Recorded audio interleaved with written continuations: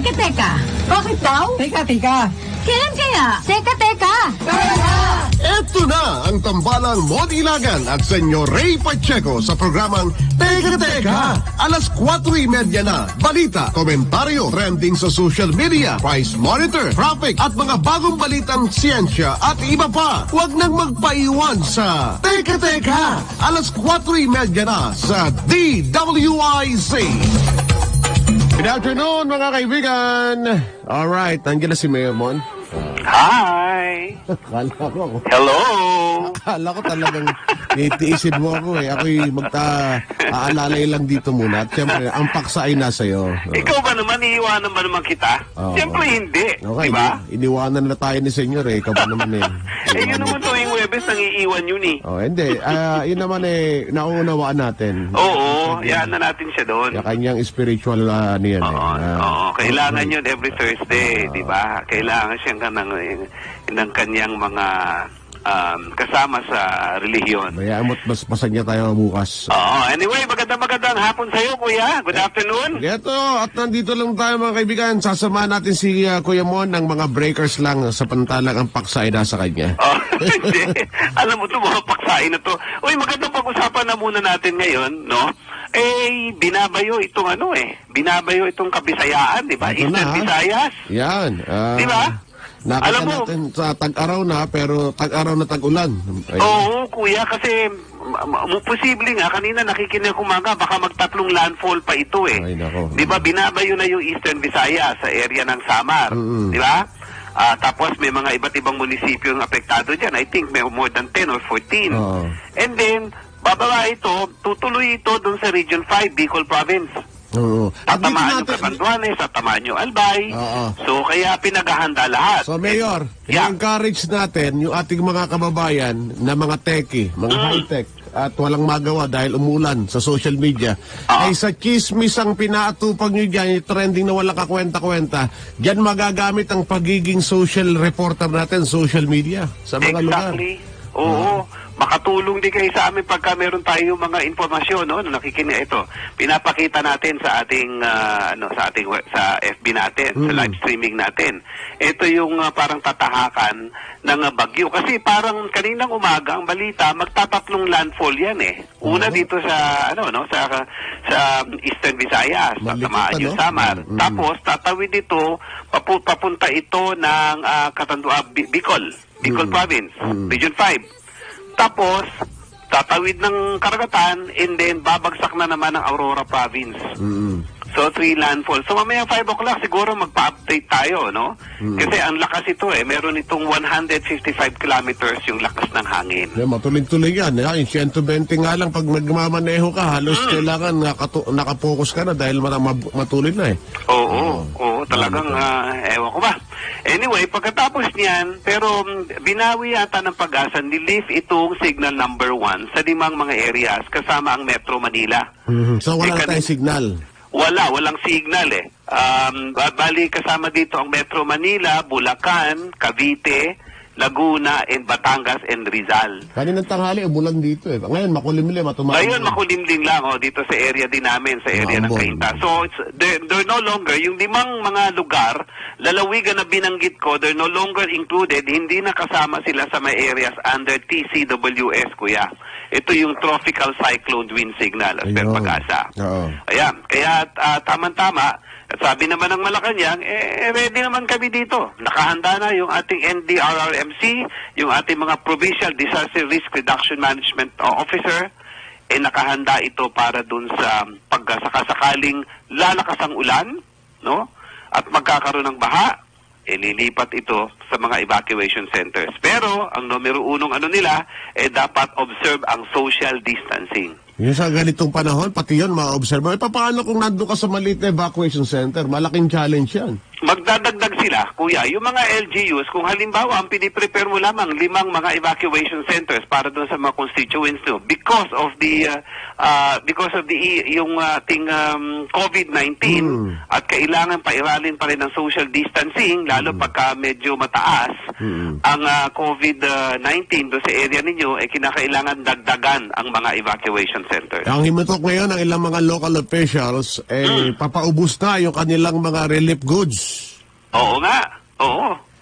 Hindi lang yung relief goods, kuya. Siyempre, nagalaw na rin pati yung kanilang tinatawag na calamity fund. Aha. Di ba? Yung 5% kasi ng total budget ng isang local government, yung 5% goes to the calamity fund. Yan, naku. Oo. Oh, naku. Bukod pa nga doon, tinaasa na ng ano yun tinaasa na ng IATF. You can go beyond the 5% yung calamity fund. Pati yung mga 20% development o yung local fund, pwede na rin gamitin sa ano. Wala, siyempre, kung mahaba itong lockdown natin, mauubos talaga yan. Sana makarating naman talaga doon sa kanilang mga constituent. Yan, oo. So, ito mamaya abangan natin, kuya, para makapag-update tayo. Pero mayroong isang issue na naman nakakalungkot ngayon. Kasi doon sa virtual hearing sa Senate Committee on Education, alam mo ba, kuya, ito? Ito ba'y natalisod mo tong balita na to? 2 milyong estudyante ang posibleng hindi makapag-enroll, mawala sa mga private schools. Oo nga dahil sa COVID-19. Okay? Ito ay galing sa Cocopea. Lumabas ito doon sa hearing, no?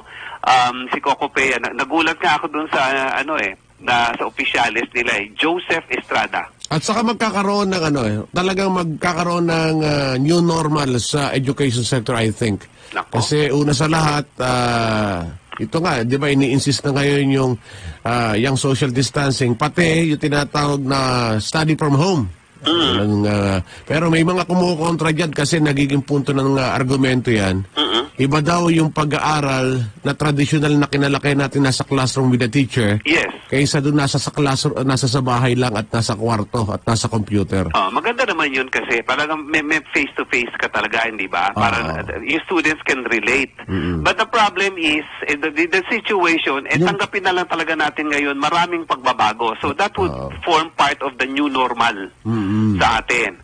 Anyway, so ito nakakalungkot nga ito, lumabas ito sapagkat dahil sa COVID-19, of course, reason of economic, no? Marami ang nawala ng trabaho, milyong mga Pilipino. Pag ikaw ang magulang, kuya, gusto mo kahit papano makapag-aral ang iyong anak sa isang private school. Definitely, Diba?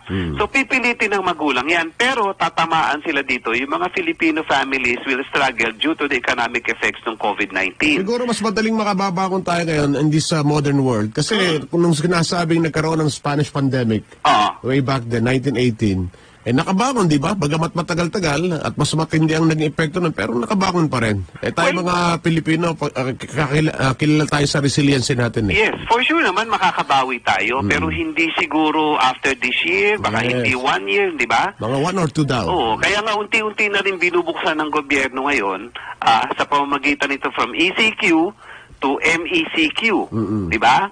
Para at least yung 50% ng operations ng mga industries na pwedeng buksan, mga essential, will be partially allowed. Ako, magandang magagandang litmus test by Monday, makikita natin kung paano magiging galaw ng traffic at the same time. Parang parang ako, nakikinit ako na back to normal. Diba? Pero mga kababayan, konting ingat. I doubt it na magbaback to normal yan. Hindi lang siguro pala konting ingat, pat dagdag na ingat. Dagdag na ingat, Kuya, itutuloy ko lang, no, ha? Yung assessment ng Cocopea dito, so kasi ito ay parang isang organisasyon ng mga private schools sa buong bansa. So they are about mga 2,500. Now, they're comprising 16% of the country sa total enrollment. So, malaki ang contribution nila para sa total enrollment ng private schools. Now, that counts to 4 million private school students ang pwedeng maapektuhan. So, ngayon pa lamang, the first 3 months, nakikita nila that there was a steady decline, yung pagbaba ng mga estudyante that already reached 25%. Na mga hindi siguro makaka-enroll na, hindi na kaya for several reasons. 9% itong 25 ay galing sa mga elementary schools, ang mga elementary students from private. 20% ay galing sa junior high school at saka 46% naman in senior high. Ang tanong natin, can the public schools, ang gobyerno can absorb all of these students? Kaya, kuya. Because under the Constitution, di ba libre na naman yung pag-aaral ng mga high school natin at the same time ang mga college students natin. Di ba? Lalong-lalo na yung mga naka-enroll sa state universities and colleges, Libre na yan, but can they accommodate all of this? Mm. That's a big question. Yung normal sa education sector ngayon, malaki din na magiging twist yan sapagkat most of the students nowadays ay sumasabay na sa panahon, higit lalo pa dito sa technology. Actually, ang naghahabol nga din yung mga teacher, lalo pa. Yung mga bagong teacher ngayon, advantage nila dahil mayroon na sila mga computer subjects. Sabagay, pa-retire na yung ibang mga teacher na hindi umabot yan. Oo. Nasa linya natin si Joseph Estrada. Ayan, oo. Siguro para managing- maliwanagan tayo. Managing Oo. Director ho, at sabi nga, Coordinating Council ng Private Educational Association Cocopea. Parang Joseph, magandang gabi. Parang Joseph. Magandang hapon po. Magandang hapon po, Mayor. Apo. Magandang hapon po. Tsaka sa Pangalan mga lang pala. po ninyo. Oo. Kasi nga, kala ko kanina, nagulat ako sa pangalan ni Sir Joseph. Sabi ko, sabi ko gano'n, parang merong kapangalan nito Ganon din kaya ang boses? Hindi naman siguro, no? Sir Joseph, magandang hapon po. Oo, nagulat po kami dito sa lumabas sa Senate Committee on Education, headed by Senator Win Gatchalian. So kasi ang parang sinasabi niyo, merong statement dito kung i-confirm ho namin sa ito ni Kuya Edwin dahil mukhang 2 milyong Pilipinong mga estudyante from the private schools maapektuhan. Baka hindi ho maka-enroll at makalista dahil sa hirap ng buhay. Ano ho ba itong lumabas dito sa hearing, sir? Yeah. Ito po ay based on lang po ito, assumptions po.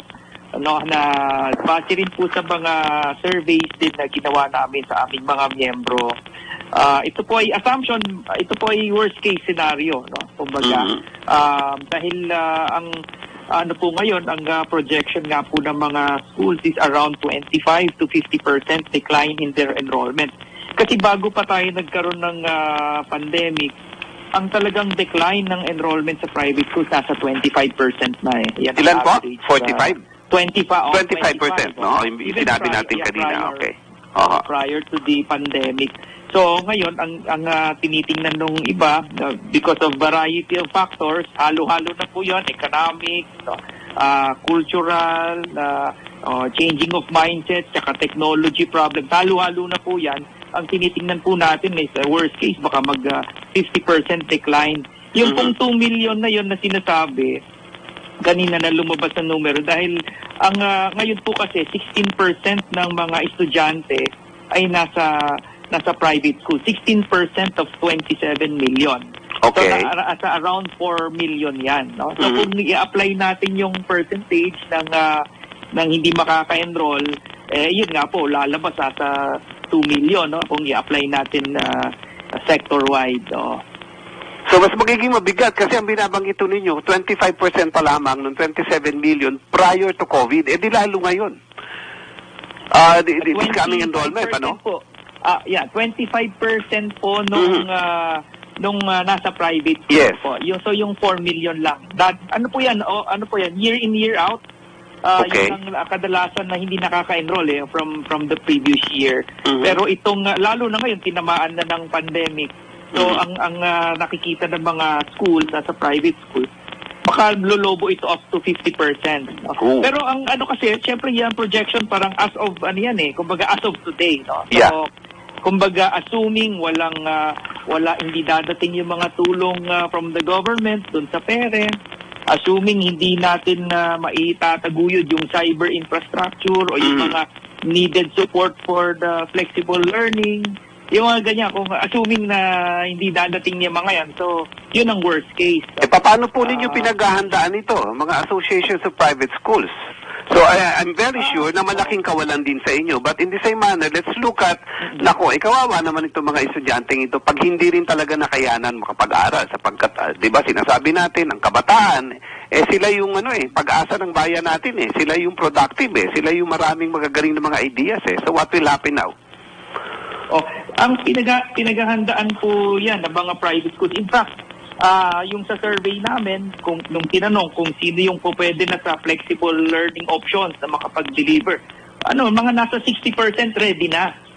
So, yun, tataas pa yun kung magkakaroon, syempre, kung ma-list na yung ating ECQ, dahil makakapag-train na yung mga teachers natin, makakabalik na sa school. So, tataas yan. So, out of by necessity na kasi talagang lilipat na tayo dun sa mga multi-modality of delivery, teaching and delivery modes of learning. So, ginagawa natin lahat na makakaya, but of course kailangan natin ng tulong ng gobyerno, lalong-lalo na dun sa dun sa school personnel dahil alam po niyo 70% ng operational cost ng mga schools ay sa salary po 'yan ng teachers and other school personnel.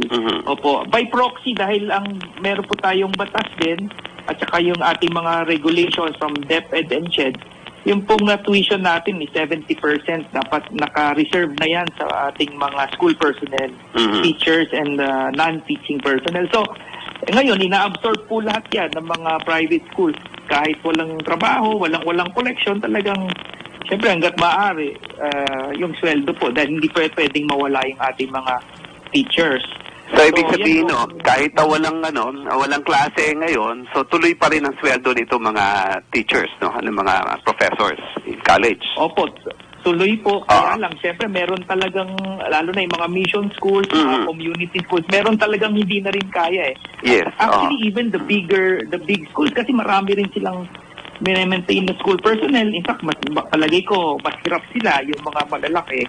So, tuloy-tuloy po yan. Pero meron din po kaming, base sa aming survey, meron din talaga na nagsabi na hanggang katapusan na lang ng Mayo yung kanilang, sagad na yung resources. After that, Sir Joseph, anong commitment ng Senate Committee on Education? Because this has become a problem ngayon dahil kung tagang hindi na makakayanan ito mag-enroll despite of mga flexible learning suggestions, ano ho ang recommendation? Anong plano ng Senate Committee? Anong assurance po sa inyo? Yung po sa aspeto ng tulong, sabi po naman nila ay patuloy po silang tumutulong sa amin sa pag-apila, lalo na po yung DepEd Secretary po natin. I think naging personal appeal na rin po niya on behalf of the public, of the private school teachers and personnel. Yun nga pong hinihintay natin na tulong. Kasi po yung, di ba merong dole camp, merong lumabas na yung COVID assistance or adjustment measures program, yung tulong na 5,000 from Department of Labor. Noon po kasing pinalabas yan, walang nag-qualify na teachers at bakit to? Baka kasi masyadong malalaking pasweldo nyo sa mga teachers. Hindi naman po. Ang una pong naging, I think wala po dun sa priority. At kinukulang naman po talaga yung pondo para sa lahat ng manggagawa, hindi lang sa education sector. Pero nung yun po ay nilipat na sa Department of Finance, meron din po kasi programa yung DOF, yung Small Business Wage Subsidy. Kinonfirm po ng DOF, dahil tumulat din po ako, sinabi po nila na humingi sila ng paumanhin dahil yung education sector, wala po siya sa listahan ng sectors na qualified na mabigyan. So, in other words, yung pong ating mga school personnel, wala po talaga silang nakuhang walang ayuda from the government, kundi kayo talaga mag-shoulder. Opo, so yun po ang aming appeal. Dahil yung tulong po sa aming school personnel, malaking tulong na po yun sa mga schools. Kasi as I've said, 70% of our resources ay napupunta po sa kanila. So kung yun, kahit yun lang po muna, ay malaking bagay na po sa amin. Pangalawa, meron pong naging yung Land Bank loan program. Hindi ko lang po alam kung merong mga takers din doon, pero it's also a welcome assistance for us dahil ito po ay para doon sa mga magulang. Pero sana, Sir Joseph, kung sakaling the situation will get back to normal, baka biglang bawiin naman ng mga private schools association, magtaas ka agad ng tuition fee, wag naman muna sana, Marami rin nakikinig na magulang sa atin po. Speaking of nakikinig, Mayor Mon, yung mga nagtatanong din dito, Kasi nga, binanggit niyo yung normality. Definitely, Sir Joseph, ay mababago daw yung normal ngayon sa eskwelahan ng Gitlalupa. Ito ba'y napag-uusapan na ninyo with the administrators ng inyong mga paaralan kung paano i-adapt yung bagong panuntunan ng ito ngayon? Yes, opo. Yan po ay pinag-usapan. Ang katotohanan po niyan, ang preparation ng mga private schools ngayon, is really on the various flexible modes. Hindi po pinag-uusapan na ngayon yung face-to-face. Yeah. Talaga, Oo. ang preparation po talaga. Kasi kahit po yung magulang, kahit po sabihin natin ngayon siguro na pwede na, I don't think they will accept it Andiyan pa na yung, papapasukin yung astigma. kanila mga Oo, so, oo. Opo, so yung ang preparation po talaga namin ngayon, yung offline, online, basta yung no face-to-face, Aha. no residential learning Mm. of the students. Yun po. Tapos iba-iba po rin ng... Sir Joseph, makat lang kita ha, kasi related to that. Paano naman ho yung mga estudyante na talagang who cannot afford to have an internet sa bahay nila? Ako, nadidinig ko sa mga estudyante to. Paano naman ho, ma'am, wala ho kaming internet sa bahay? Siyempre, di ba, kung magpe-face-to-face, mag-online ho tayo, paano kaya natin matutulungan yung ganun? Yeah, isa lang po kasi sa flexible modality yung yung online. Pero Aha. hindi naman po lahat kailangan ng interconnectivity. Okay. Actually, kung I will go to an extreme example na talagang wala, yung may mga schools po kasi kami, yung run by the mission na mga missions, mga congregations, talagang walang kakayanan yun. Pati yung school, hindi kayang magkaroon ng bandwidth to maintain that. Hindi lang yung mga connectivity na estudyante. Ang ginagawa po dyan hanggang sa i-deliver na yung textbooks at learning kits sa mga bahay-bahay ng mga or merong pick-up point para makuha nila yung kanilang learning materials at maiuwi. Ganun po ang gagawin talaga dyan. Mhm. Basta ang mahalaga po ay ma-train ng mabuti yung ating mga teachers to develop the content at saka yung learning kits. Pero ang isang pinakamahalaga, lalo na sa basic education, yung kahandaan ng parents Ito hindi masyadong napag-uusapan pero I think mas crucial yung readiness ng parents. Oo, marami siguradong Dahil yung, magulang. Sir, maraming mga magulang, siyempre, manidibago dun sa bagong normal. Kaya nila pinapapasok yung mga bata sa pagtitiwalang isasalin muna sa mga teacher yung responsibilidad bilang magulang. Tapos makikita maghapon dun sa bahay. Pahiga-higa Tama lang. po yun. Tapos tatanungin nyo, nag-aaral ka ba? Ba't di ka Oo, pumapasok? away sa bahay. Physically, wala. Nag-aaral ako Mga magulang na iba, hindi nila rin nila alam yung interconnectivity pagdating sa school Alam nila face-to-face sa classroom. Di ba? Tama po. Pero Alam paano mo, nga po kayo makakapag I'm sure you're starting to adjust already with the new normal, So may mga set of guidelines and standards sa lahat ng eskwelahan. Meron na po, dinedevelop na po yan. Actually, inaasahan nga po sana na sa Lunes, sa May 18, makakapagsimula na yung mga eskwelahan, at least dito sa Metro Manila, di ba, makakabalik na sana at least yung skeletal workforce. Dahil yung preparation, yung training, kaya lang naantala ulit dahil na-extend. Pero other than that, nagpe-prepare na po. Lalo na sa higher ed dahil mas ready po, palagay ko, yung mga ating higher educational institutions dahil even before the ECQ, may mga online na yan, may mga flexible learning modes na. Pero po, mag-increase yung 60% na readiness. I think, po yan. Pero, Tataas Sir yan. Joseph, lumabas ba dun sa hearing na just in case lang talaga, dahil malaki ho itong bilang na nabanggit natin kanina, meron na bang posisyon ng DepEd dito at saka ang mga state universities and colleges na prepared ba sila? Kasi hindi ba, libre na ho na yung tuition fee in high school natin under the Constitution. Tapos ito ho, pinirmahan ni Presidente para dun sa mga state colleges and universities, wala na rin silang tuition. Yeah. Ano bang statement nila doon? I don't think they will be ready to absorb that yung turnout of, Yes. Of the students. Kahit pa po naman na bago pa yung pandemic, yung may issue na rin po yung yung crowding of our public schools, hindi po ba? So, I think they are aware also of that. Ayaw din po nilang mangyari yon dahil malaki rin po ang support ng private school system in delivering education. Okay. Kumbaga nakakatipid din yung government instead of training more teachers, building more facilities. So, palagay ko naman hindi naman po nila siguro hayaan na talagang mangyari yon, no? Ayan. Kuya? Maaari. Alright. Edwin? Abay, alas Okay. 5:01 na. Maraming salamat kay Sir Joseph. Sir Joseph, thank you for your time. At least nakuha namin na napaliwanagan natin yung ating mga magulang na nagtatanong sa atin about this kasi iba nangangamba. At saka yung binanggit ninyo na talagang mga bagong steps, bagong mga guidelines para dun sa mga private schools na pinaghahandaan na rin ngayon. Sana. May pahabol si Aling Seni. Yeah. tinatanong sa listener natin, batay ho sa inyo mga meeting, Sir Joseph, yung pagbubukas ng klase, matutuloy na ba August o ano ba? By June? Ano bang tinanggap ninyong informasyon? Matutuloy po yung pong sa public school system, August 24 po yung sa basic education. Yes. Sa mga private basic education schools po, sabi naman po ng DepEd, anytime pwede na, basta ready na kayo. Kasi nasa batas naman po between June to August. Ayun. Yun naman pong higher education, mga colleges and universities. I think nagsalita na rin po si Chairman De Vera na meron pong rolling opening.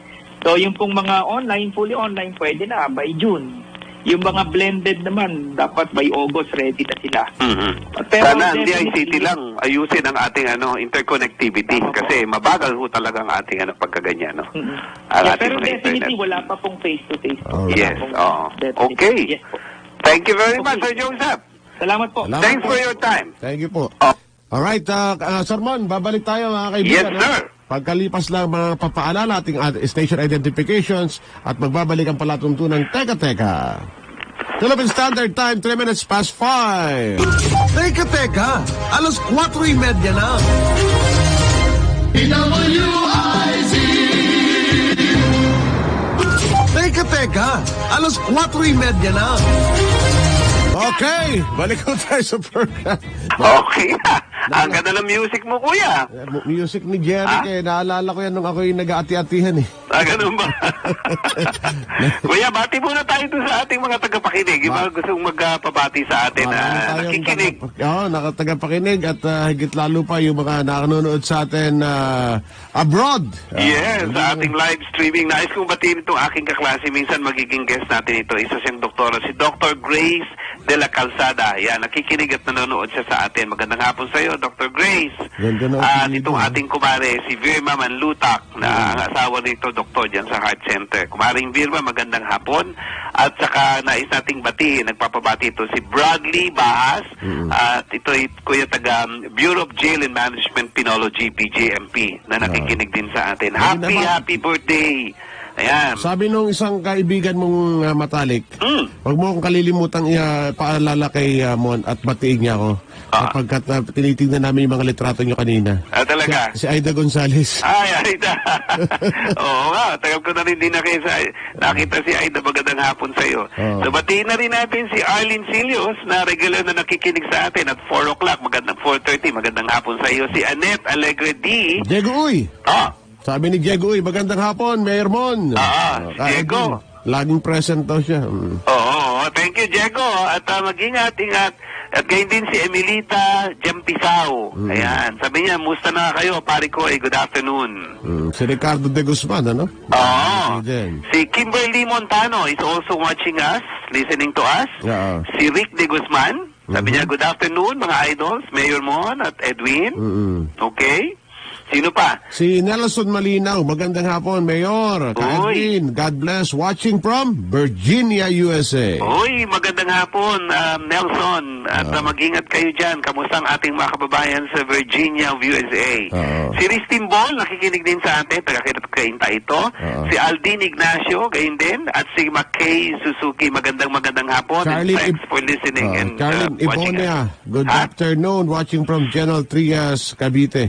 And si Jimmy Velchez. Good afternoon po sa inyo. Okay. Ayan ang mga regular na sumusubaybay sa atin. At kung meron kayong mga may mga kayong opinion para sa ating mga topic, pwede ninyong sa amin, iparating sa amin. Nag-text na yung pag-asa sa Mayor Mon, sabi, tatawagan mag-callback sila kasi nasa final na sila, assessment dito sa kanilang latest bulletin. It should be 5 o'clock, pero mukhang na-late nga sila dahil kumikilos, lumilikot ang bagyo eh.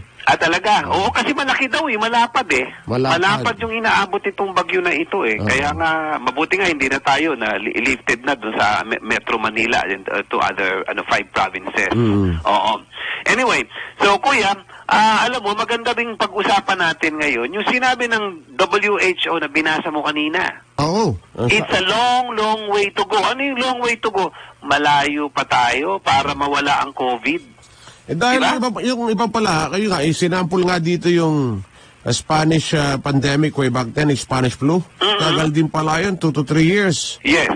Kasi Oo, nga- at ang daming namatay doon, milyon ang namatay doon. Oh, at the same time, yung ang pagpasok ng bagong normal. Yun. Oo. The Yun. new normal. Oo. Ito na dapat na paghandaan nating lahat. Yan. Sabi nga kanina ni Secretary Lopez sa umaga, no, nakikinig mo kanina, yung pagpasok from ECQ, di ba? Enhanced Community Quarantine, magiging modified. Okay? So, ito, partially, binabalik lang nila yung operations ng iba't ibang mga industries. And partially, the government will allow 50%, 50% ng mga manggagawa. Kasi katotohanan namang, hindi tayo mabubuhay ng papakainin lang tayo ng papakainin ng gobyerno. Walang gugulong na kabuhayan at industriya. May stock yung mga pananalapi natin yan. Hindi mangyayari, di ba? Kasabihan ngayon na ang pera, dapat umiikot yan, gumagalaw yan. Oo. Kaya nga kinakailangan buksan na rin ng gobyerno, kailangan timbangin. Otherwise, hindi gugulong, hindi ikot, hindi inog ang ekonomiya. Oo. Di ba? Mawawala ng panggastos dahil unang-una, maraming layoff, maraming walang trabaho. Correct.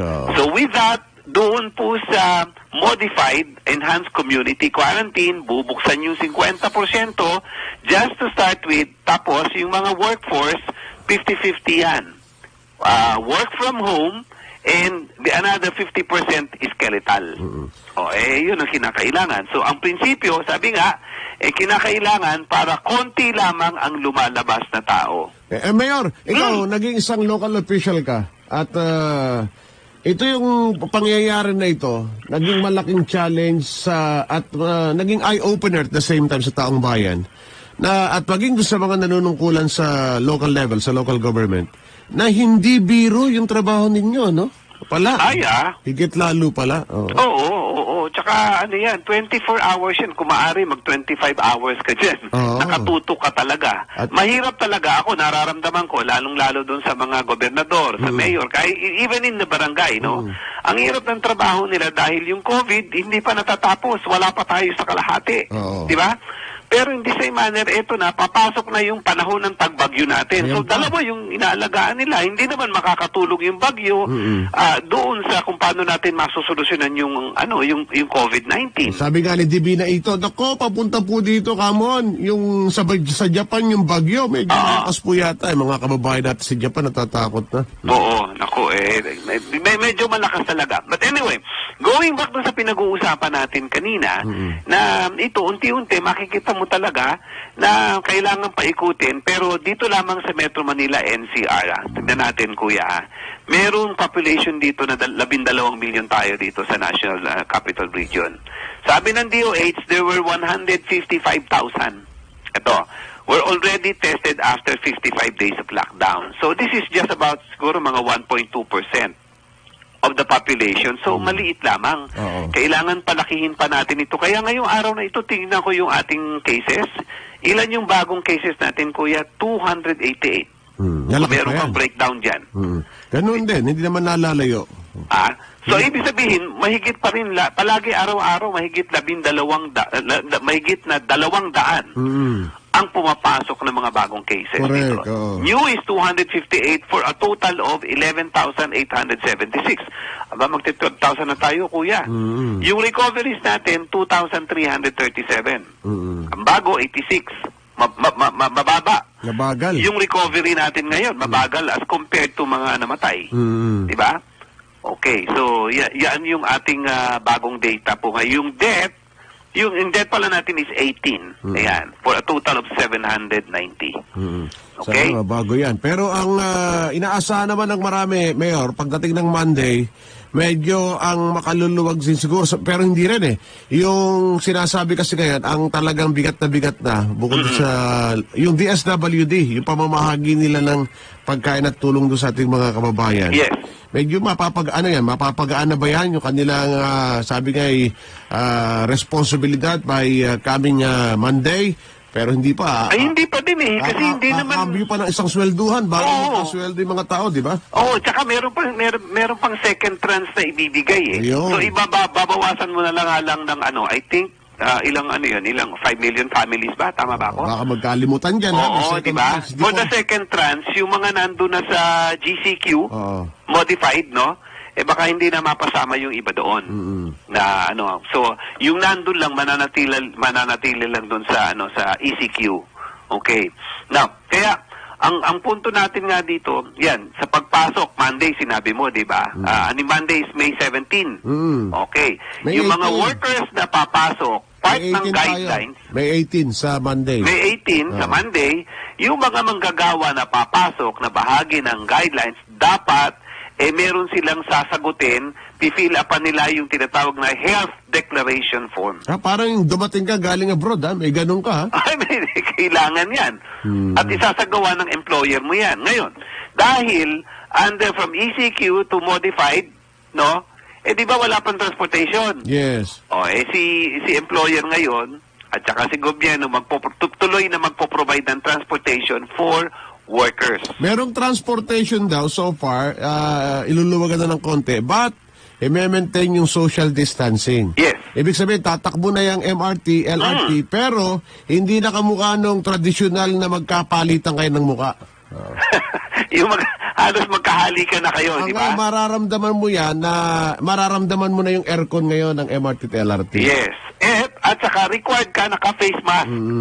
Kahit na nandun ka sa public transportation. Ito, tingnan natin. Let us also monitor what will happen November 18, Monday. Kasi nung araw, Hindi ko alam kung maninibago itong maraming kababayan natin. Nung ako'y nag-MRT nung araw, pag pumasok ako na nakataas ang kanong kamay ko, papasok sa pinto mula dun sa North Avenue, bumaba ako dyan sa Shaw Boulevard para ako may kulani sa kilikili kasi nakataas pa rin yung kamay ko. Ganun dun. Ganun kabigat yan. Sigurado yan. Sa MRT. Anyway, so kailangan sila. Yung mga papasok ng Monday, huwag kayong magugulat sapagkat iba dyan, yung inyong mga employers, yung inyong mga tanggapan ay magbibigay sa inyo ng health declaration form.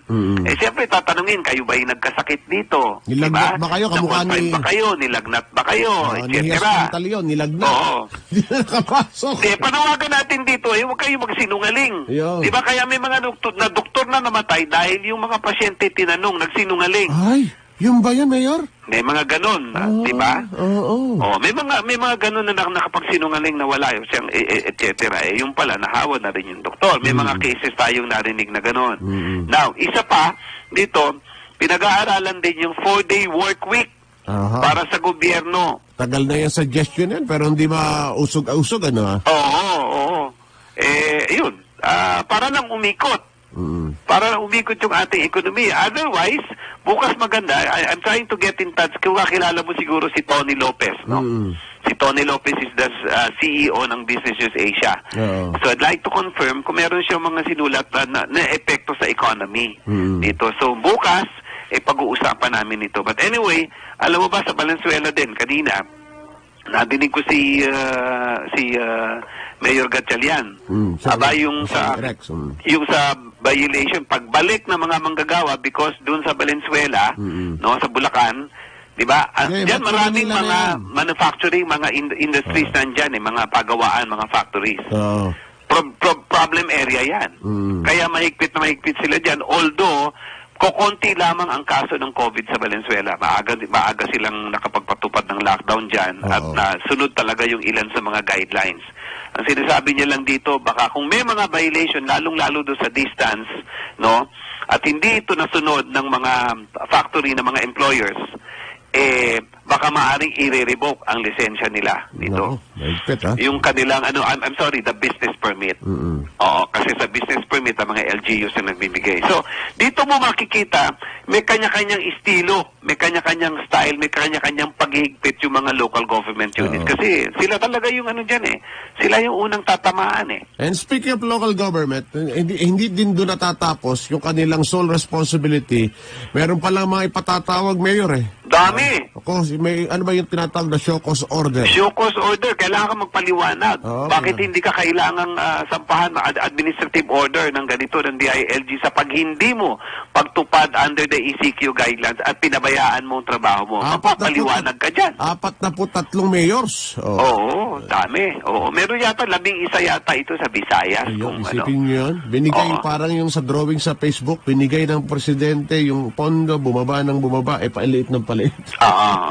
On the other hand, kung hindi naman natin sinasabi yung 43 43 mayors na yun ay guilty kaagad. Oh, definitely. Kaya nga, Siokos Ode, hihingan din sila ng paliwanag dyan kung bakit hindi sila dapat sampahan ng kaso o suspindihan na, administratively, ng DILG. So, on the other hand, doon tinitingnan din natin na hindi sila na hindi naman natin sinasabi hindi sila nagtatrabaho. Baka naman talaga nagtatrabaho din. Mali lang yung sumbong. May Diba? maaaring ka Baka naman hindi na nabigyan ng biyaya yung constituents o kaya kulang. Oo. Isinumbong na, ginawa na ng istorya. Maraming ganyan Di ba kadalasan ganyan ang nagba-viral nga? Oo. Etong ating mga kababayang umuwi, itong mga overseas workers welfare, itong mga overseas workers natin. Ang OWA naglabas ng record at marami-rami din yung mga umuwing OFW, 40,000. Pero sila ho naman ay tutulungan daw. Yeah. Mayor, nandiyan na sa Pag-asa, 526, ihahabol natin yung latest mula sa forecasting Yes, center. sige. Andiyan si Alzar Aurelio. Init, malamig, maulan, maaraw. Teka, ano ba ang weather ngayon? Air, go. Alzar, magandang hapon. Hello, magandang hapon po sa inyong lahat. Magandang Tapos hapon. yung mata ng bagyong Ambo ay nasa bandang Samar provinces. Okay. Kasi ng 4 ng hapon, yung mata ng bagyong ito ay nasa vicinity ng San Jose de Buan, Samar. Ang lasang hangin ng bagyong ito ay maabot pa rin sa 155 kilometers per hour, samantalang pagbugso ng hangin ay maabot sa 255 kilometers per hour. Dahil pa rin dito sa bagyo, nakataas pa rin ang tropical cyclone wind signal number 3 sa Sorsogon, Albay, Masbate, kasama ang Ticao at Burias Island, Catanduanes, Camarines Sur, Camarines Norte, southernmost portion ng Quezon, Northern Samar, northern portion ng Eastern Samar, northern portion ng Samar, at Biliran. Signal number 2 sa southern portion ng Quezon, Marinduque, Romblon, Laguna, southeastern portion ng Batangas, northernmost portion ng Leyte, the rest of Samar at ang nalabing bahagi ng Eastern Samar. Signal number 1 ay nakataas sa Aurora, Nueva Ecija, Bulacan, Metro Manila, Cavite, Rizal, Bataan, Pampanga, Isabela, Nueva Vizcaya, Quirino, Tarlac, Zambales, Oriental Mindoro, eastern portion ng Pangasinan, nalabing bahagi ng Quezon, nalabing bahagi ng Batangas, nalabing bahagi ng northern portion ng Leyte, northeastern portion ng Capiz, northeastern portion ng Iloilo, at northern Cebu. At Adjar? Si Modilagan to, kasama si Kuya Edwin. Malawak ang sakop ng bagyo na ito sa mga binasa mo mga areas, Ito ba'y posibleng merong second or third landfall?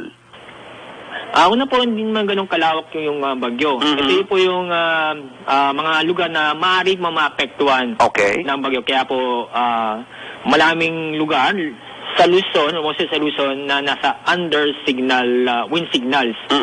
And ang tanong nyo kung mag-second landfall, hindi po na mag-second landfall sa Sorsogon mamayang Sorsogon. gabi po.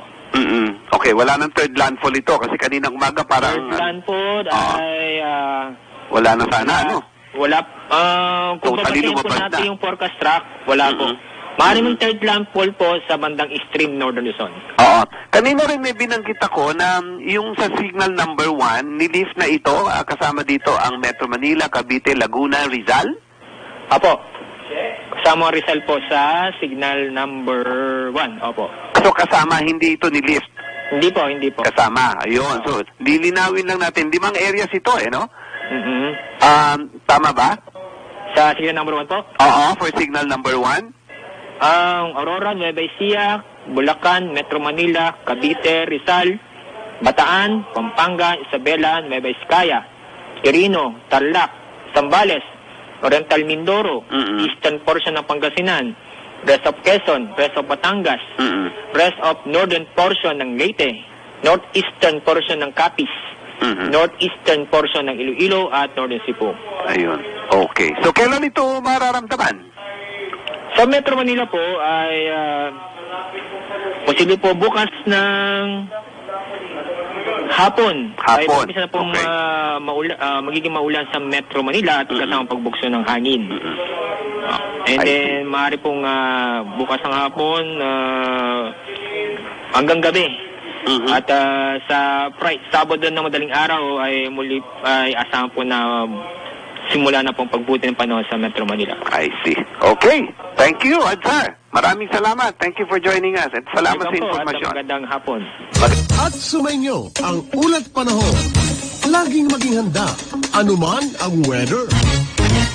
Weather, it's 5:30 na. Maraming salamat sa inyong pagsubaybay sa palatuntunan ng Teka Teka. Mon! Thank you, thank you. Kuya, banggitin ko lang to, si Divina Ito, no? Ayan, magandang hapon at sana, sabi niya rito, ano yun? Naku, papunta dito sa Japan yung bagyo. Si Nino Mauricio, magandang hapon. Si Henry Zabala at saka si Jimmy Belche. Sabi niya, yung WHO representative, baka itong COVID-19 ay maging endemic na parang HIV. It means it will never go away. How sad. Yeah. Ayun. Okay, kuya. Paalam na tayo. Namimiss ka ng mga listener. Oo nga, baka, who knows, baka mag-surprise tayo next week. Okay, salamat sa'yo. Thank you for joining, Kuya Edwin. Naiiwan Sa pa ngalan, ako dito. ha? Maiwan pa ako dito. Maiwan ka dyan, o sige, magtrabaho lang at ikaw naman ang bosses Nasusunod ng DWIC. Ito po ang inyong lingkod, Moni Lagan, sa ngalan po ni Senyor Ray Pacheco na makakasama natin bukas.